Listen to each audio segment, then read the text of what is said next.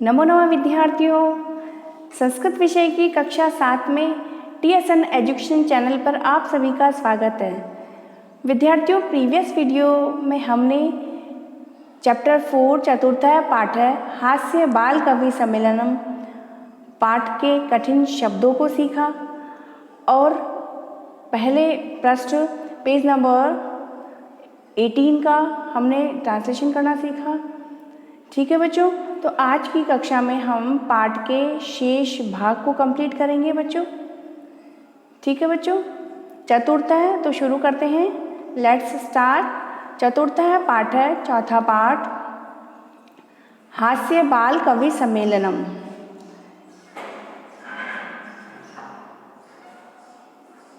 ठीक है बच्चों, तो जल्दी से एक रिपीटेशन जो हमने पाठ का पहले पढ़ा है उस भाग को थोड़ा सा जल्दी से रिपीट करते हुए हम आगे बढ़ते हैं बच्चों। विविध वेशभूषा धारिण चत्वारः बालकवयः मंचस्य ऊपरी उपविष्टाः सन्ति।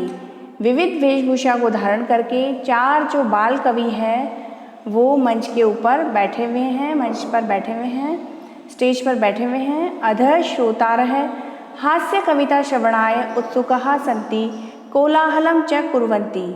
और नीचे जो ऑडियंस बैठी है वो हास्य कविता को सुनने के लिए उत्सुक है और कोलाहलम च कुर्वन्ति और शोर भी कर रही हैं। ठीक है,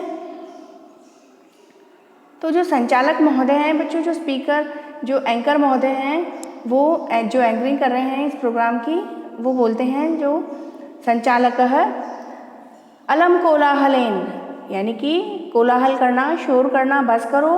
अद्य परम हर्षस्य अवसर यत् अस्मिन् कवि सम्मेलने काव्यहन्तारः कालयापकाश्च भारतस्य हास्य कवि धुरंधरः समागताः सन्ति। कि भाई ऑडियंस को स्पीकर महोदय ने, एंकर महोदय ने बोला कि आप लोग शोर करना आप बस करो। आज बड़ा ही हर्ष का अवसर है, खुशी का अवसर है कि हम लोगों के बीच में इस कवि सम्मेलन में काव्य को नष्ट करने वाले और हमारे समय को बर्बाद करने वाले भारत के हास्य कवियों में जो श्रेष्ठ कवि हैं वो हम सबके बीच में हैं। यही करतल ध्वनिना वयम एतेषाम स्वागतम कुर्मः।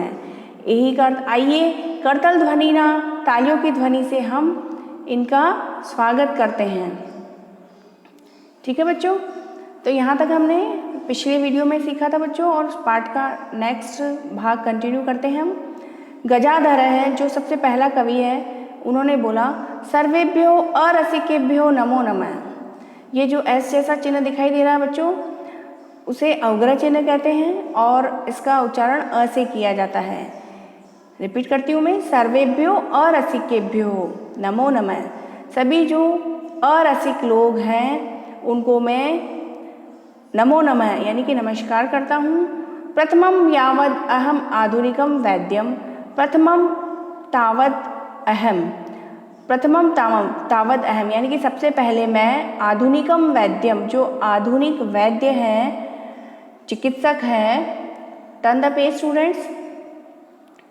उद्देश्य स्वकीयम काव्यम श्रावयामि, कि सबसे पहले मैं जो आधुनिक वैद्य हैं, जो आधुनिक चिकित्सक हैं, उनको उद्देश्य करते हुए, उनको उद्देश्य में लेते हुए स्वकीयम यानी कि अपने काव्यम श्रावयामि, अपने काव्य को मैं सुनाता हूँ। ठीक है, काव्य पाठ है बच्चों ये, तो इसका हमें जो श्लोक दिया गया उसका सस्वर वाचन भी करना चाहिए। कविता का पाठ किस तरह से गायन करके किया जाता है ना।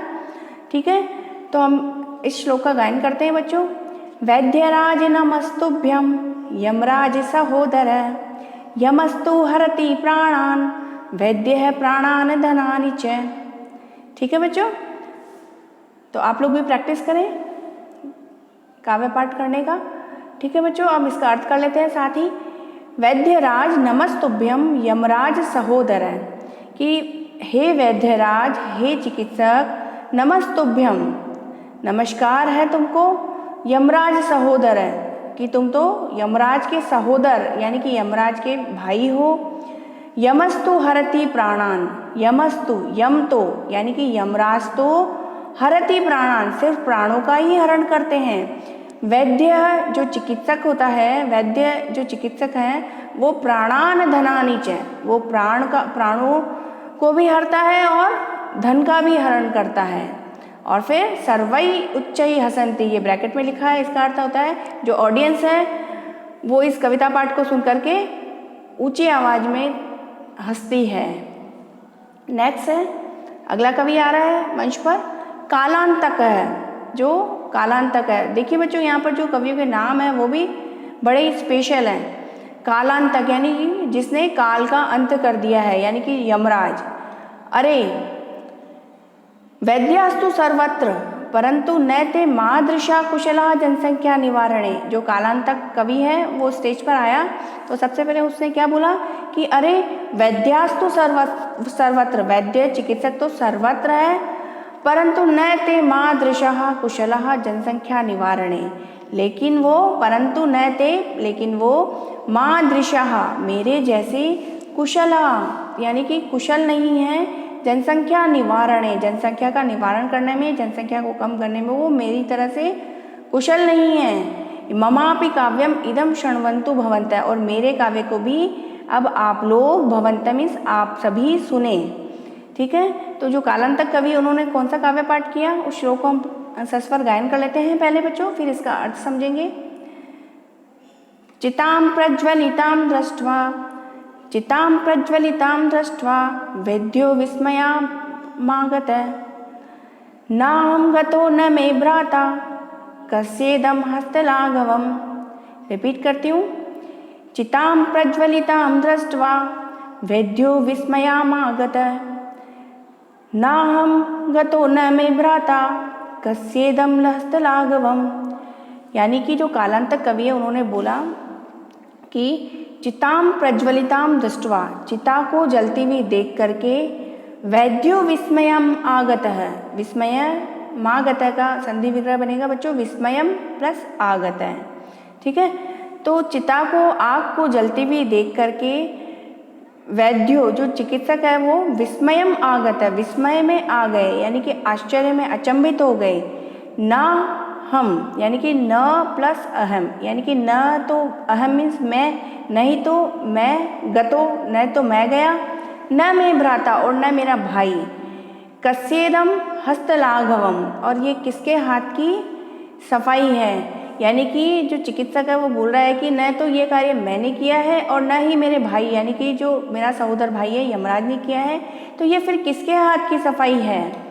ठीक है, सर्वै पुनः हसन्ति ब्रैकेट में लिखा है, और सभी वापस काव्य पाठ सुनकर, कविता को सुनकर के, इस श्लोक को सुनकर के सभी जो ऑडियंस है वो हंसने लगी जोर जोर से। ठीक है, नेक्स्ट कवि महोदय आ रहे हैं मंच पर, तुंदिलः, तुंदिलः नाम का जो कवि है वो आया मंच पर, ब्रैकेट में लिखा हुआ बच्चों, तुंदस्य ऊपरी हस्तम आवर्त्यन। तुंदस्य, तुंद किसको बोलते हैं बच्चों, जो फैला हुआ बैली होता है, पेट होता है, उसको बोलते हैं तौन। ठीक है, तो तुंदस्य, जो तुंदिला नाम का जो कवि है वो आया स्टेज पर, और तुंदस्य ऊपरी जो अपनी उसकी जो तौन थी उस पर वो हस्तम हाथ को, आवर्त्यन हाथ फेरता हुआ, एक्टिंग करते हैं ना ऐसे पेट पर हाथ फेरते हुए, ताकि सामने वाला जो ऑडियंस देखेगी तो वो उस सीन को देख करके ही हंसने लग जाती है।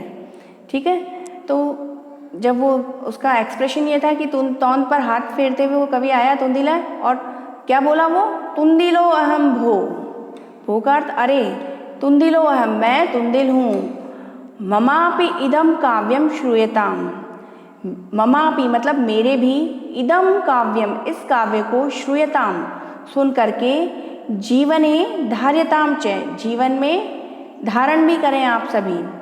ठीक है, तो इस श्लोक को भी हम, ये जो कविता दी गई है बच्चों श्लोक के माध्यम से, इसे हम सस्वर गायन कर लेते हैं पहले, फिर इसका हम हिंदी ट्रांसलेशन सीखेंगे बच्चों।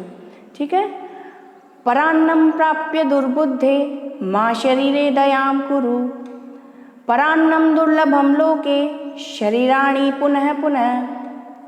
ठीक है बच्चों, तो परान्नम यानी कि पर प्लस अन्नम, तो पर यानी कि दूसरों का जो अन्न है, प्राप्य प्राप्त करना, दुर्बुद्धे कि हे दुर्बुद्धि हे दुष्बुद्धि बुद्धि जो परान्नम प्राप्य बहुत ही मुश्किल है, बहुत ही मुश्किल है, पर दूसरों के द्वारा जो अन्न मिलता है यानी कि जो फ्री का जो खाना मिलता है वो बहुत ही क्या है, दुर्लभ है। माँ शरीरे दयाम कुरु, माँ निषेध अर्थ में है, माँ मतलब कि मत, नहीं के अर्थ में कि शरीर पर आप दया मत करो। परान्नम दुर्लभम लोके, जो परान्नम दूसरों का जो अनाज है, फ्री का जो खाना है वो बहुत ही क्या है, दुर्लभ है, लोके यानी कि संसार में। शरीराणि पुनः पुनः, जो शरीर तो है वो संसार में पुनः पुनः बार बार आता रहता है, ठीक है ना। तो कहने का तात्पर्य है कि हंसी मजाक में उसने बोला है कि जो फ्री का जो खाना आपको मिल रहा है, भोजन अगर मिल रहा है वो बहुत ही, पहली बात तो मिलना मुश्किल है, और अगर आपको मिल जाए दूसरों का अन्न, फ्री का अनाज, तो फिर आप अपने शरीर पर दया मत करो। जो भी मिल रहा है खाना वो डट कर खाओ, जी भर कर के खाओ, ठीक है ना। कि भाई अपने पेट पर दया मत करो, आराम से खूब सारा खाओ, फ्री का खाना है। चाहे आपके पेट में दर्द हो, आपको कोई परेशानी आए बाद में, उसकी परवाह मत करो। और क्योंकि इस संसार में शरीर तो बार बार आ जाएगा, लेकिन फ्री का खाना बहुत मुश्किल है, ऐसे हंसी मजाक में उसने बोला। तो ऐसी हंसी मजाक वाली बात सुनते हुए ब्रैकेट में जो लिखा है, सर्वे पुनः अट्टहासम कुर्वन्ति, सभी ने पुनः अट्टहास किया, बहुत तेज हंसी के साथ सभी लोग हंसने लगे, ठीक है। नेक्स्ट चौथा कवि आया है स्टेज पर बच्चों, चारवाक है। जो चारवाक नाम का कवि है वो आया। आम करते हैं यहाँ पर हाँ, शरीरस्य पोषणम सर्वथा उचितमेव, शरीर का जो पोषण है वो सर्वथा उचितमेव, सब हमेशा ही क्या है, वो उचित है।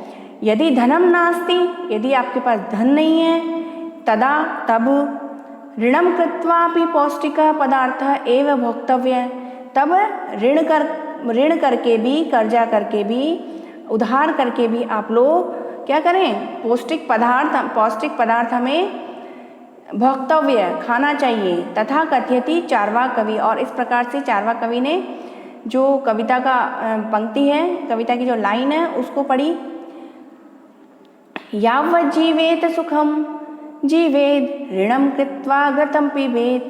क्या कह रहे हैं कवि, चारवाक कवि, यावत् जीवेत सुखम जीवेद ऋणम कृत्वा घृतं पिबेत, यानी कि यावत् जीवेत, जब तक आप जिए, सुखम जीवेत, सुखपूर्वक जिए, ऋणम कृत्वा घृतं पिबेत, ऋण करके भी आप घृतं पिबेत, घृतं का अर्थ होता है घी पिए। घी पीने का अर्थ तो बच्चों ऐसा नहीं कि घी की आराम से ग्लास भर कर आप पी लें, ऐसा नहीं। घी पीने का अर्थ है कि आप स्वादिष्ट और पौष्टिक भोजन करें, ठीक है। तो उनमें से जो श्रोतारा मीन्स जो सुनने वाले थे, श्रोतागण थे, ऑडियंस थी, उनमें से एक जना बोला, तरहि ऋणस्य प्रत्यर्पणम कथम, तो फिर ऋणस्य, ऋण का, उधार का, प्रत्यर्पणम कथम, लौटाएं कैसे।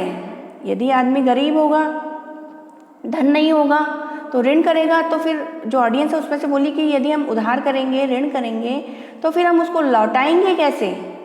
तो रिप्लाई में वापस चारवाक कवि जो हैं वो बोल रहे हैं, चारवाक है, श्रूयताम मम अवशिष्टम काव्यम, श्रूयताम मतलब सुनिए, मम का अर्थ होता है मेरे, अवशिष्टम जो बचा हुआ जो काव्य है उसको भी आप सुनिए। यानी कि उन्होंने अपने कविता पाठ की एक ही पंक्ति सुनाई थी, और जितने में ही बीच में ऑडियंस में से एक ने क्वेश्चन कर दिया, तो उन्होंने बोला कि शेष पंक्ति जो है मेरे काव्य की वो अब सुनिए आप लोग। तो शेष पंक्ति, अगली पंक्ति क्या है श्लोक की, घृतं पीत्वा श्रमं कृत्वा ऋणं प्रत्यर्पयेत जनः, घृतं पीत्वा श्रमं कृत्वा ऋणं प्रत्यर्पयेत जनः। कहने का अर्थ है कि घृतं पीत्वा, घी पी करके, यानी कि स्वादिष्ट और पौष्टिक भोजन करके, श्रमं कृत्वा, श्रम करके, मेहनत करके, ऋणम प्रत्यर्पयेत जनः, ऋण को प्रत्यर्पयेत यानी कि पुनः वापस लौटाइए। जनः मीन्स हे मनुष्य, मन की लोगों को, अगर ऋण तो कर लिया हमने, लेकिन वापस घी पी करके, पौष्टिक भोजन करके, मेहनत करके हमें उस ऋण को वापस लौटाना चाहिए। नीचे ब्रैकेट में लिखा है बच्चों साथ ही में, काव्य पाठ श्रवणेन उत्प्रेरित एक बालको अपि आशु कवितां रचयति हासपूर्वकं च श्राव्यति। काव्य पाठ श्रवणेन, काव्य पाठ को सुनकर के उत्प्रेरित, बहुत ही उत्साहित हुआ। एकः बालको अपि, एक जो बालक था उनमें से, जो ऑडियंस थी उनमें से एक जो बालक था, उसने काव्य पाठ को सुनकर के उत्साहित होकर के आशु कविताम रचयति, आशु कविता को रचा। आशु कविता का अर्थ होता है बच्चों जो इमीडिएट उसी समय उसने अपनी कविता को की रचना की, ठीक है ना। हासपूर्वकम च श्राव्यति, और हंसते हुए वो सुनाना चाहता है, ठीक है। तो turn the page students, page number 20 पर। बालक है, जो बालक था वो बोला श्रूयताम श्रूयताम भो, भो का अर्थ होता है अरे, श्रूयताम सुनो, सुनिए सुनिए, ममापि काव्यम, मेरे काव्य को भी आप सुनिए। क्या सुना रहा है वो? गजाधरम कविं चैव तुंदिलं भोज्यलोलुपम कालांतकम तथा वैद्यम चार्वाकम च नमाम्यहम्। क्या बोल रहा है वो कि गजाधर कवि को आपने सुना, गजाधर कवि चैव, और तुंदिला जो भोज्यलोलुप, भोजन का लोभी तुंदिला है, उसको कालांतकम, कालांतक, और उसी के जैसे वैद्य चिकित्सक को, तथा चार्वाकम, और चार्वाक को, नमाम्यहम्, मेरा नमस्कार है, ठीक है। तो ब्रैकेट में नेक्स्ट लिखा है काव्यम श्रावित्वा हा हा हा इति कृत्वा हसति। काव्य को सुनकर के अन्ये च अपि हसन्ति, और दूसरे भी हंसते हैं। सर्वे गृहं गच्छन्ति, और सभी, सर्वे का अर्थ होता है सभी, गृहं घर को जाते हैं, ठीक है बच्चों। तो बच्चों आज हमने संस्कृत विषय के आपके चैप्टर 4 चतुर्थ पाठ हास्य बाल कवि सम्मेलनम पाठ का हिंदी ट्रांसलेशन करना सीखा बच्चों, ठीक है बच्चों। तो बच्चों आज की कक्षा में इतना ही। अगली कक्षा में हम पाठ के अभ्यास प्रश्न हल करेंगे। तब तक के लिए शुभम मंगलम।